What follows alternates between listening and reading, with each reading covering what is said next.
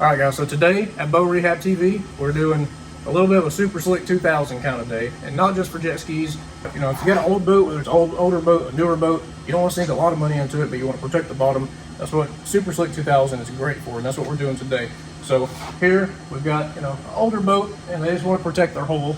The bottom of it was filled with like osmosis and blisters. So what we're going to be doing is cutting out all of those blisters, adding some fiberglass, and then sanding it, shaping it, getting it ready for bottom paint. Not just your traditional bottom paint. Super Slick 2000 is an epoxy bottom paint, so it just takes your regular traditional boat bottom paint and blows it out of the water.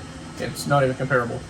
It's way more durable. I see these things last like 10 years. That's what we're going to be doing to this boat and the Ranger behind it, so I'm going to be adding that into this video as well.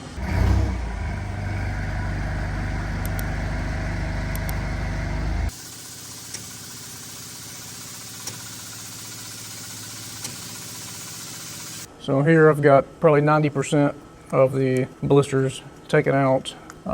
There's still a few more to go by, but there's a bunch of these smaller ones. And right now I'm just going through here, laminating them. 2 layers of chop strand mat, 1 ounce that is, and that's gonna bring it up a little bit higher than the rest of the surface. That way it can all be sanded down with some 60 or 80 grit, 40 grit, whichever you really wanna use. That way it can be sanded all flat. You know, you can minimize your prep work and speed doing the whole bottom, doing it that way.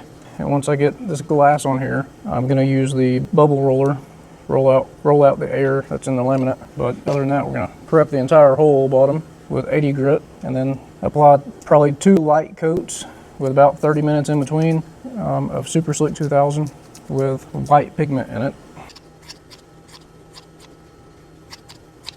This is all I'm literally doing is I'm just cutting out little circles. I'll do, you know, a couple different, literally just 2 different sizes, cutting out circles of chop strand mat. So I'll get these last few bubbles laminated, and then I'll come back and get this sanded and run a tape line, a new tape line that is, start mixing up the paint, the Super Slick 2000, and go over all the application and how to get the best looking job that you can.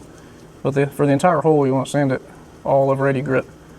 That's how I prep all of them. But you want to be careful like on these chines and the strakes. Obviously you don't hit your flat part of the DA on there. Gotta use a little bit of common sense. Now I am using vinyl ester resin. It's not exactly required for this. You can get by with using just regular polyester resin. I normally keep vinyl ester in the shop.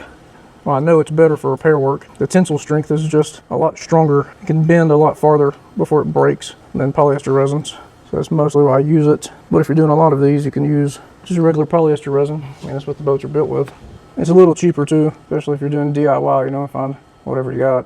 Just don't ever use Bondo and you'll be fine. Definitely don't use dolphin glaze. So here's how it's going down. This thing had a little bit more damage than we thought. Not damage, when I say damage, I'm referring to osmosis. We grinded a lot of little sections out, put a lot of glass. We got a little bit of a variation of fillers right here. I ran out of Adtech I was using, Adtech P17, and then right there where the greenish fairing is, that is actually just vinyl ester resin with milled fibers. And then I found some black Adtech, so we're just kind of using that. You know, at this point we've got a few more sections back here to add some glass to, and then other than that, she's almost ready. I say probably 3 or 4 more hours of sanding and shaping, it'll be ready for Super Slick 2000. Now this one is a little different. I mean, we're gonna run it right here to this body line, but since the boat had a waterline stain on it, we just kind of went with a stain.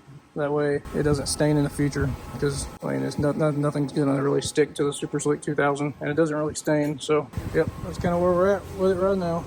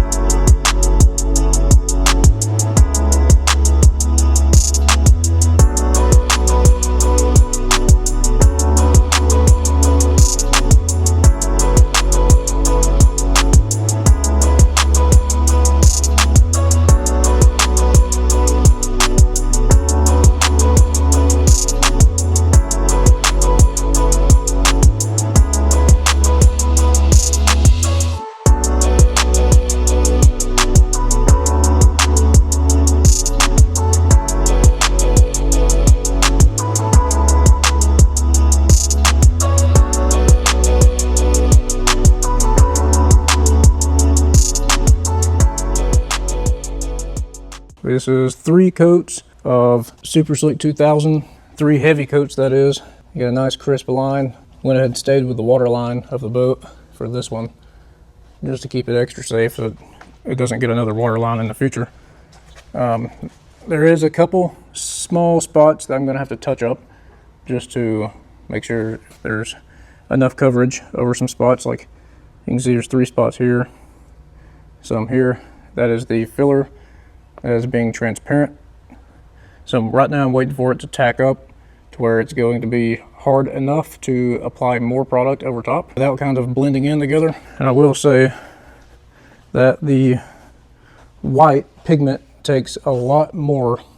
I think I used 4 ounces for the entire gallon. Well, actually I'd say 4 ounces of pigment for the half a gallon of total product that I use. Because this right here is a half gallon, a little over half a gallon.